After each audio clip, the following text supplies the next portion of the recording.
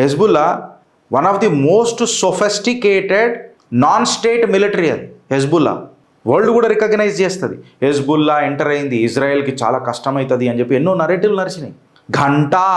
ఘంటా అని చెప్పి హసన్ నర్సల్లాని లేపేసిరు చూడు. పేజర్ ఆపరేషన్తో పేజర్లు పెట్టి లేపేసిరు. కొంతమంది సండాస్లలో లేపేసిరు చూడు. ఎప్పుడైతే హసన్ నర్సల్లాని లేపేసిరు చూడు, హసన్ నర్సల్లాని, అసలు ఇస్లామిక్ వరల్డ్లో ఇంత పెద్ద హ్యూమిలియేషన్ ఎప్పుడు జరగలేదు. One of the non state military and one of the powerful military వాళ్ళని మౌత్కే ఘాత్ ఎట్లా దించేసిరని అనేది ఒకసారి మనం అందరం చూడాలి.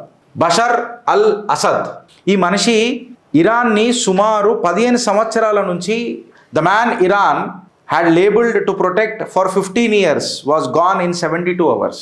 ఆపరేషన్ ఫిక్స్ చేసిర్రు. 72 గంటలల్లో 15 సంవత్సరాల పాటు ఇజ్రాయెల్ని ఇబ్బంది పెడుతున్నోడిని 72 గంటలల్లో టార్గెట్ లాక్ అయిందనంటే డాగ్ ఫైట్ కంటే డేంజర్ ఇది. అరే ఇవంతా ప్లానింగ్ చేసిర్రు. వీళ్ళ ప్లానింగ్ ఎంత ఘోరంగా ఉన్నది. ఇరాన్లో ఉన్నది ఇజ్రాయెల్నా, ఇజ్రాయెల్ ఉన్నది ఇజ్రాయెల్ అన్నది అర్థమవుతలేదు. ఇప్పుడు ఇజ్రాయెల్ ఎక్కడెక్కడ ఉన్నది అనేది అర్థమవుతలేదు. ఇప్పుడు ఎందుకు చెప్పాలన్నా, బ్రేకింగ్ న్యూస్ నిన్న ఏంది తెలుసా, డిఫెన్స్ మినిస్టర్ని 48 గంటలలో కమినిగాని లేపిన 48 గంటలలో డిఫెన్స్ మినిస్టర్ని కూడా లేపడేసారు. ఇలా నెట్వర్క్ చూస్తూ రానంటున్నా.